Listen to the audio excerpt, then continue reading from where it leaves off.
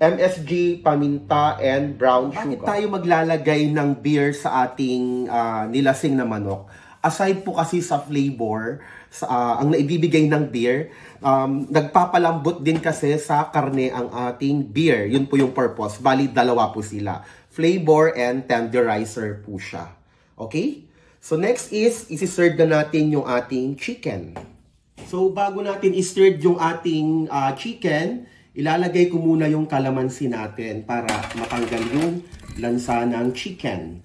So you can marinate this one for 30 minutes. Pero pag nagmamadali, diretso okay lang po. Yan. Okay, painitin natin yung ating kawali and then once mainit, pwede na nating ilagay yung ating cooking oil. Okay, mainit na rin yung ating mantika. Time to serve our quartered chicken or whole chicken. Pwede po, any part. Pero gaya ng sabi ko, masarap po kasi ang quartered chicken.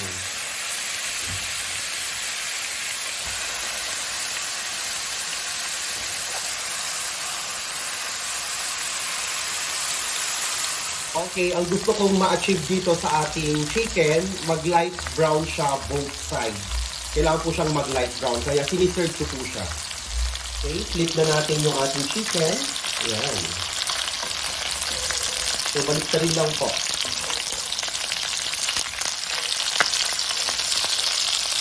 Okay, once it's done, it's time to add our other ingredients. Our quartered onion, garlic, then bay leaf. We have bay leaf, mga around 3 pieces.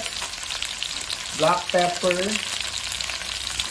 brown sugar, vetchin, optional sa hindi gumagamit. And then, soy sauce. And then, oyster sauce. And then, our beer. Our special ingredients, beer po ilalagay natin na may flavor.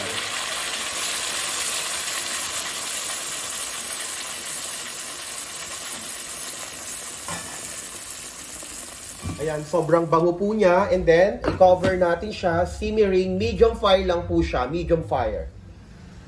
So, ang kailangan natin dito is ma-reduce and then maluto yung chicken, kaya dapat nating takpan, ma-reduce yung sauce. So, mamaya, papakita ko siya kung matatapos na tayo. Okay, let's check our chicken after 10 minutes.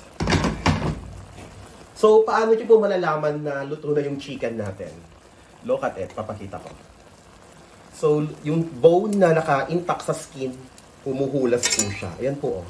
Humihiwalay siya. Okay, that means luto. So, kailangan natin siya i-flip para yung color ng soy sauce, di ba? Kumulay na to. So, kailangan natin baliktarin para even. Para even naman yung pagkaka-absorb ng sauce. Pumasok talaga yung lasa ng ating nilasing na manok or San Miguel Beer Chicken.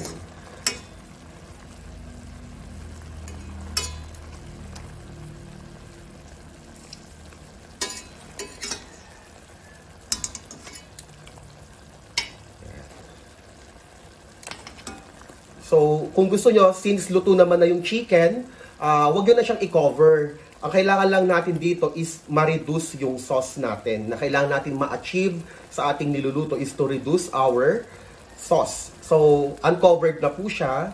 Then, ganyan na po.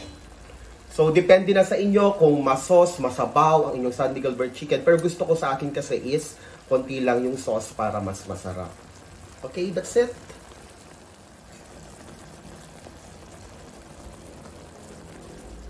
Okay, everyone, na-achieve ko na yung gusto kong katikan ng sauce ng ating nilasing na manok. So, off ko na siya, then ready to serve na po ang ating chicken. Okay, ito na po yung ating nilasing na manok. Hope you like it.